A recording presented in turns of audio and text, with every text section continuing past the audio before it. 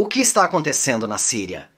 O colapso do regime, um novo líder islamista que tem sido evasivo sobre sua visão para o futuro, ataques aéreos israelenses sobre ativos militares sírios, o desmoronamento do eixo da resistência. Como chegamos a esse ponto e quais as implicações para o futuro da região? Por mais de 50 anos, Papa Assad Jr. governaram a Síria com punho de ferro. Em 2011, Assad Jr. esmagou brutalmente uma revolta pacífica, provocando uma guerra civil na qual mais de 500 mil de pessoas foram mortas e 12 milhões foram forçadas a fugir de suas casas. 13 anos depois, nos últimos dias da ditadura, um grupo militante islamista e seus aliados lançaram um ataque audacioso e as forças do regime desmoronaram. Comemorações irromperam nas ruas, e apenas algumas horas depois, a Rússia anunciou que Assad havia fugido para Moscou. E enquanto ele está por aí bebendo vodka e contando seus bilhões roubados, talvez o maior perdedor neste caos seja a República Islâmica do Irã. Espere, o que o Irã tem a ver com a Síria? Retorne a 1979. Enquanto o mundo dançava ao som da disco, o Irã passava por sua revolução islâmica. Não era apenas sobre trocar o governo. Era sobre mudar todo o Oriente Médio, um movimento revolucionário que demoliria a influência ocidental na região e restauraria o poder islâmico no mundo. Enquanto a América e o antigo Irã eram grandes amigos, a América e a República Islâmica do Irã agora eram inimigos mortais. Então a América apoiou o Iraque na guerra Irã-Iraque dos anos 80, Esse conflito expôs a vulnerabilidade da República Islâmica, cercada por potenciais inimigos e isolada internacionalmente. Nunca mais a República Islâmica permitiria que se encontrasse tão exposta. Então, mudou toda a sua abordagem para a política regional. Que tipo de mudanças? Era hora dos ayatolás fazerem alguns amigos, onde quer que pudessem encontrá-los. O que eles fizeram? Começaram com um pequeno clube. Eles criaram um clube exclusivo para membros e deram a ele um nome realmente legal: o Eixo da Resistência. Não é um clube. Tudo bem, o Eixo da Resistência é uma rede de aliados e representantes da República Islâmica em todo o Oriente Médio. E o primeiro membro com carteirinha? Síria.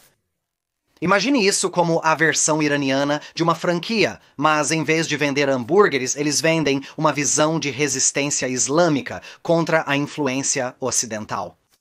E depois da América, a representação da influência ocidental no topo da lista deles é, sim, você adivinhou, Israel, ou o que eles carinhosamente chamam de pequeno Satanás.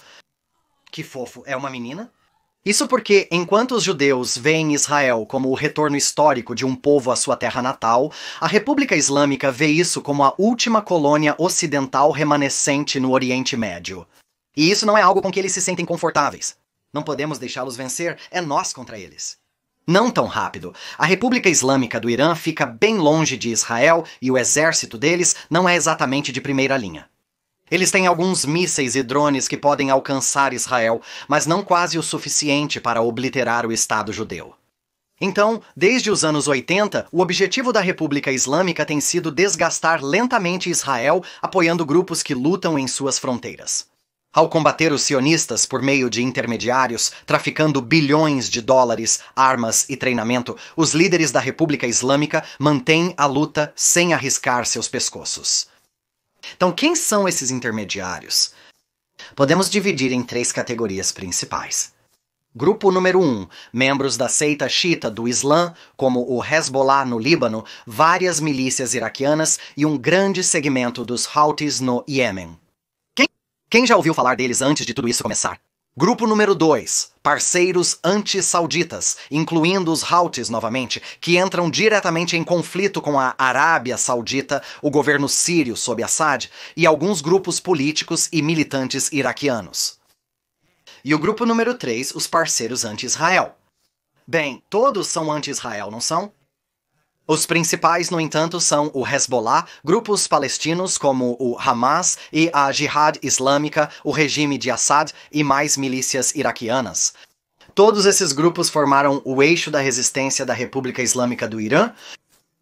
E após o ataque do Hamas em 7 de outubro e a guerra de Israel contra o Hamas, todos eles entraram em ação, enviando foguetes, mísseis e drones para Israel. Bem, todos exceto a Síria. Você poderia parar de ser tão covarde? Se Assad não estava atacando Israel, qual era a sua utilidade para o eixo da resistência? A Síria fornecia a ponte terrestre crucial que permitia à República Islâmica fornecer ao Hezbollah no Líbano fundos, armas, drogas, você nomeia. Sem a Síria, a capacidade da República Islâmica de projetar poder no Líbano e ameaçar Israel seria seriamente comprometida. Em troca, Assad conseguiu o apoio do Hezbollah para reprimir a revolta popular contra seu governo.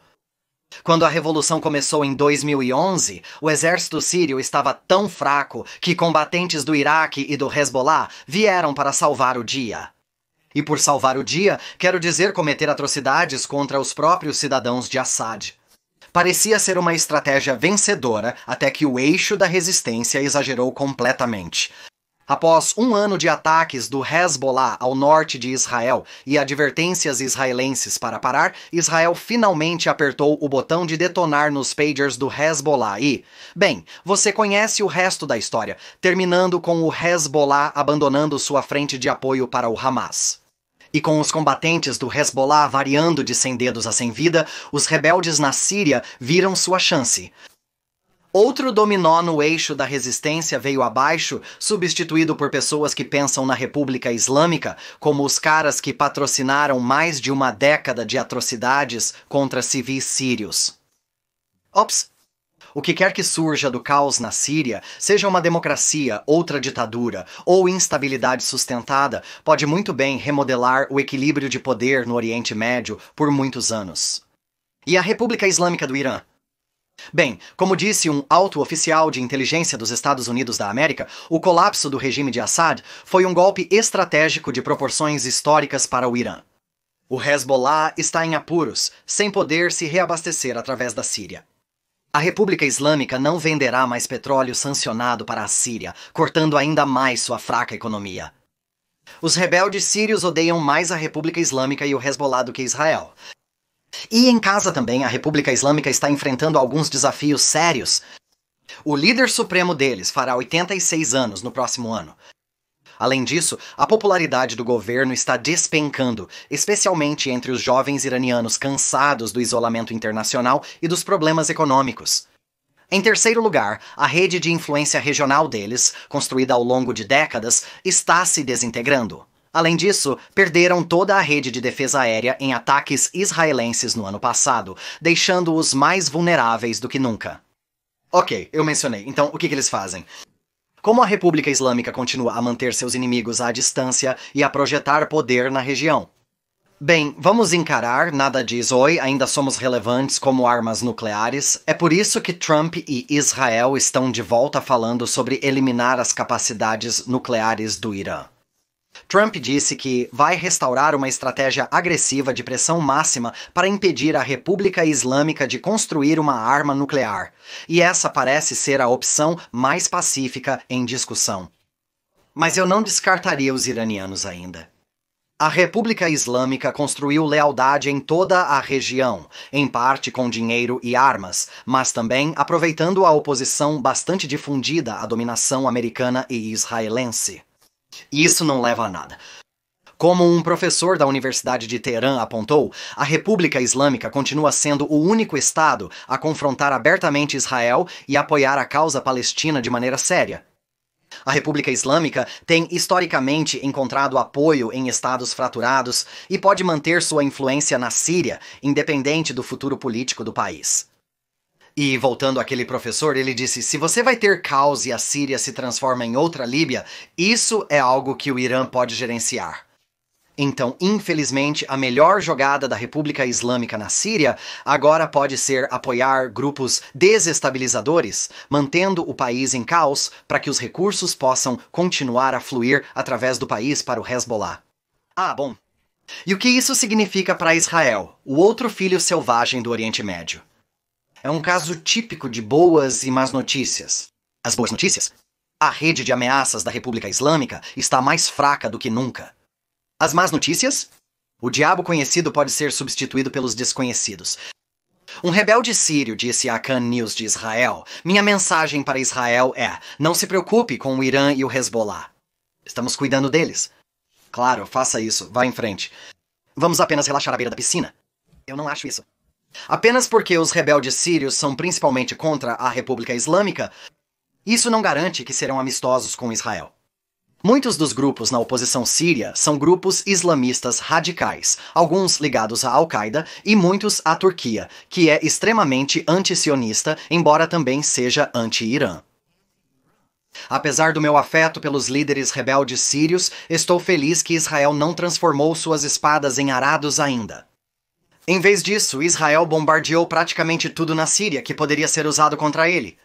Equipamentos militares, instalações de fabricação de foguetes e locais de desenvolvimento de armas químicas não eram o tipo de presente que eles queriam que seus novos vizinhos islamistas recebessem no Natal. Então, o que vem a seguir para Israel? Com a guerra em Gaza se acalmando, Hezbollah neutralizado por enquanto, a República Islâmica exposta a ataques aéreos e os Houthis continuando a disparar mísseis e drones contra Israel, parece que a liderança israelense tem algumas opções. Eles podem tentar ensinar aos Houthis a mesma lição ensinada ao Hezbollah. Eles podem atacar a liderança da República Islâmica para tentar um golpe decisivo, ou podem seguir o mesmo caminho que os demais. Esperar para ver o que acontece e responder de acordo. Então, o que você acha que Israel fará a seguir? E você acha que a vizinha síria se tornará Chandler e Joey ou Sr. Heckles? Deixe-nos saber nos comentários. Alguém comente sobre as calças.